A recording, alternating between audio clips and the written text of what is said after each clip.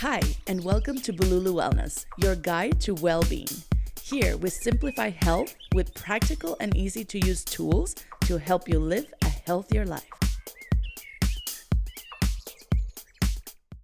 Hello. Welcome back to Bululu Wellness, where we are rebuilding the energy from the root, one episode at a time.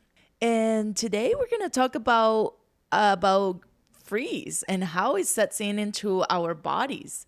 In last week's episode, I shared how the death of my dad, my protector, shaped my nervous system. Today, I want to talk about what happens when safety is gone and the nervous system no longer knows where to land. Well, friends, so when my dad passed away, I didn't just lose a parent. I lost that person who made me feel safe in the world. My protector, My mom and my siblings maybe will go to a store and I will stay with my dad.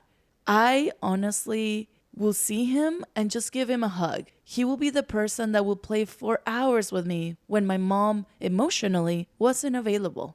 He will be that person that will daydream with me, help me build things, and yeah, I was spoiled.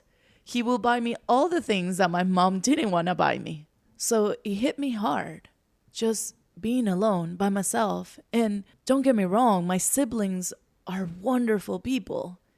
And my mom too. But the person that I looked up as my protector, as the person that made me feel safe, as the person that I can share my joys, was gone. After he passed, I remember sitting at his spot at the dinner table. My mom allowed me to sleep with her, sleeping on his side of the bed until I was ready to move on. I was trying to hold on to the feeling of being protected. I know my personality shifted almost overnight. I became more independent, more quiet, more responsible. I became an overachiever.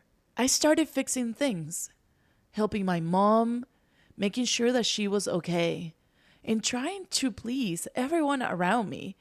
I grew up so fast, and the anxiety I carried inside, it turned into panic attacks I couldn't explain. Day after day, panic attacks will visit my body, and I didn't know what to do. Even leaving the house felt unsafe. At school, on recess, I remember eating lunch in the classroom to avoid the chaos and also the overwhelm that the noise, the people, the happiness will cause on my nervous system. At the time, I did not know, and maybe some of my school friends might listen to my podcast and say, "Why didn't you tell us?" I honestly didn't know. I know I wasn't fueling well. I wasn't connected with my body. I was tired. I was disconnected. I remember eating bowls of salad with lime that one day the doctor told me I will have some gastritis, and I did. I did not know what was happening. My ferritin levels and my iron levels were low. We were not understanding what was physiologically happening in my body. And still, I was trying so hard to be fine, to push through, and to be the best student in my classroom. What I now know is that I was living in the nervous system shaped by trauma. As Dr. Amy from the Biology of Trauma says, trauma is anything too much too fast or not enough for too long. Losing my dad was too much too fast. And surviving without enough safety and regulation for too long, that was the slow erosion that followed. Co-regulation is when someone else's calm nervous system helps us regulate ours. And we need this as kids. Fortunately, I had my entire family that helped me in these hard times, including my community. I'm truly grateful that at early life, Julio showed me grounding mechanisms, and also I had an incredible community, including my school and my school friends that were there just making my environment safe. When our environment or the person that we feel safe with disappears or can no longer hold that space for us, we lose that regulation. And our nervous system tries to compensate. This could look like overachieving, controlling, numbing, avoiding rest or vulnerability. It's really not a personality, it's protection. Your nervous system is trying to protect you. And if this is part of your story like mine, you're not alone. This pattern, it can be unlearned with gentleness. We can also heal and we can reprogram all this trauma that we have been living in our body. I am here because I am passionate about what I'm learning, because looking back, even though I had the right tools, the right people, the right community that helped me, I did not understand all the biology that was going on. And as an adult, I started to learn the biology, and it is mind-blowing.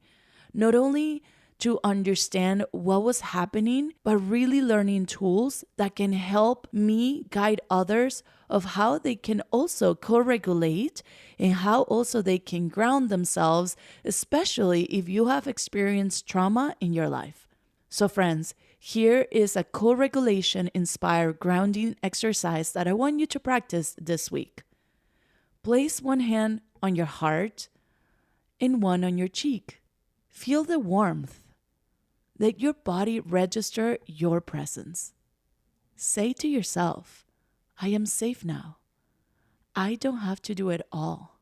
I want you to visualize someone who brought you peace, even for a moment. Breathe with them and have them in mind.